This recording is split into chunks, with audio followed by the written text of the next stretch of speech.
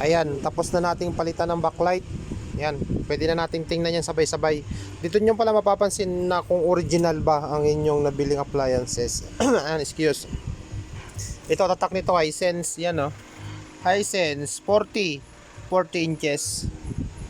Dapat ganito ang original. Ganito ang makina ng original. Yan. Hiwala yung power supply tsaka mainboard. Tapos meron pa siyang T-con. Yan, pagka ganyan ang makina ng TV nyo, matagal yan masira. Tsaka original yan, original. Kumpara mo dito, yan, kuha tayong isang board. Kuha tayo. Yan, ito. Yung mga generic lang. Yung mga generic. Ito, magkasama na dito yung power supply tsaka mainboard. Isa lang, di ba? Yan. Pero ang inches nito 43. Mas malaki pa to dito sa TV na to. Mas malaki pa to sa dinidemo ko na inches.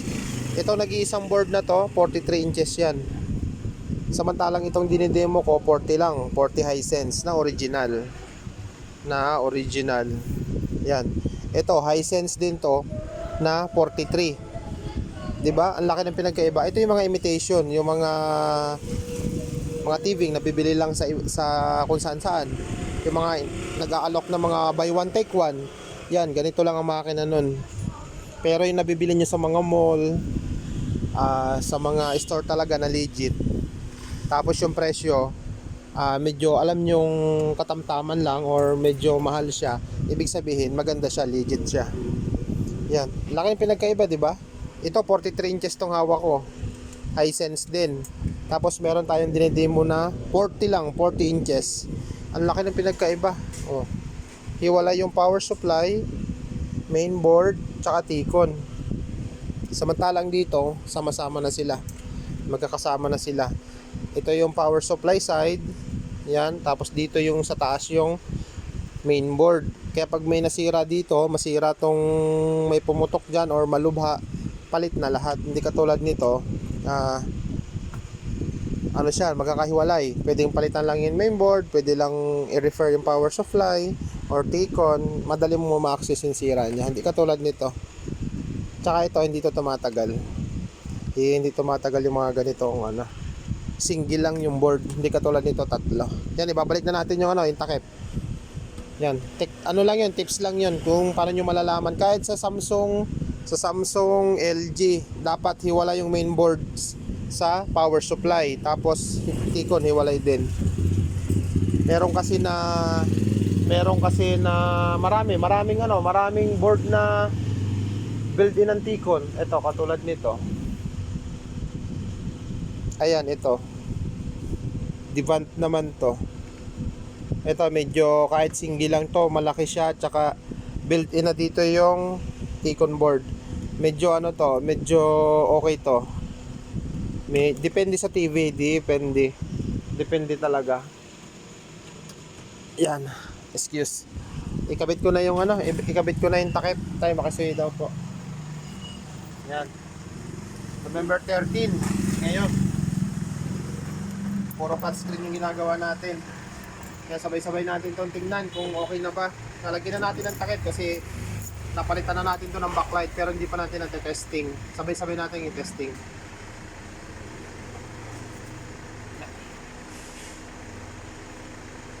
Double check, baka meron tayong cable na hindi na ikabit.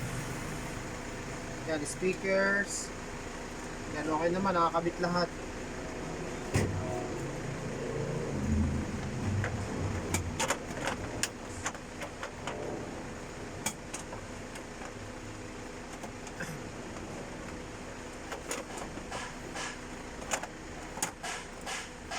Bumabangga.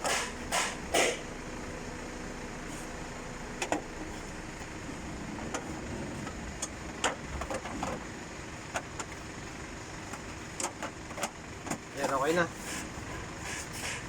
Dalawang tornilyo muna ikabit natin kasi baka may problema pa siya. Kasi pag kinabit natin lahat, mahirap magtanggal ng tornilyo nito kasi madami. Dalawa lang muna para tumigas lang yung body nung TV, magkaroon yung frame. Kasi ayaw ko rin mag-testing ng malambot pa yung body, wala pa yung kaha niya kasi malambot yung screen. Mauuga-uga o kaya magkakaroon ng line. Mas maganda talaga kung magte-testing kayo, nakalagay yung frame para nasusuportahan niya yung buong katawan niya. Kahit hindi kompleto yung tornilyo, basta nakakabit yung frame. Para hindi siya lumambot kapag ginagalaw-galaw pag testing. Yan. Yan. Pag hinawakan mo, matigas na yung body niya kahit hindi pa kompleto yung tornilyo. Kasi testing natin, kaya hindi muna natin ilagay lahat. Ito na ba yung cable? Ito.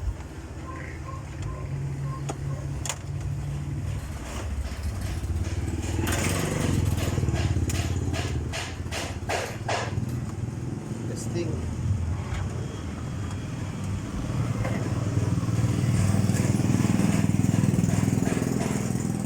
Saksak ko na. Sabay-sabay natin yung testing. Ayaw pumasok pa. Dito. Ayan.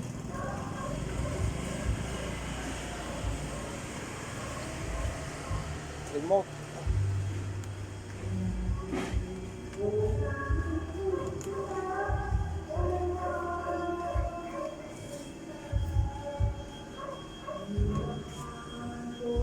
Ayan, nag-on na yung ano niya. Ayan, buhay na oh. Ayos. Ganda. Lagyan natin ng video. Lagyan natin ng video para makita natin yung picture niya talaga. Lagyan natin ng CD.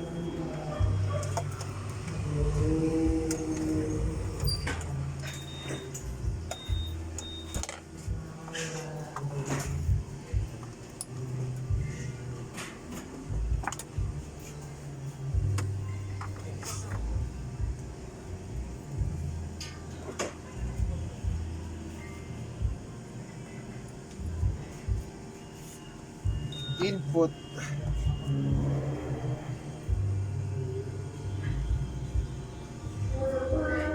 Uy, ganda niya guys.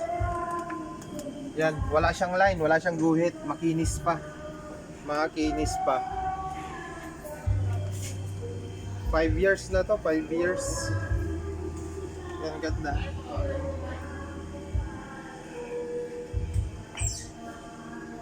Okay. Lagyan natin ang tugtog.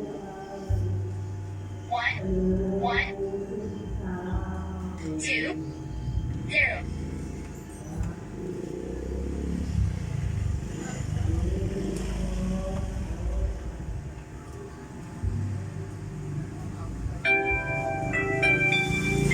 Ayos.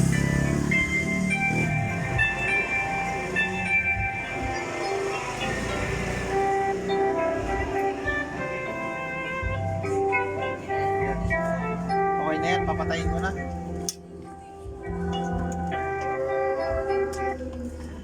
Bunutin na natin guys at marami pa natin gagawin. Gahabol tayo ng oras. Gahabol tayo ng oras.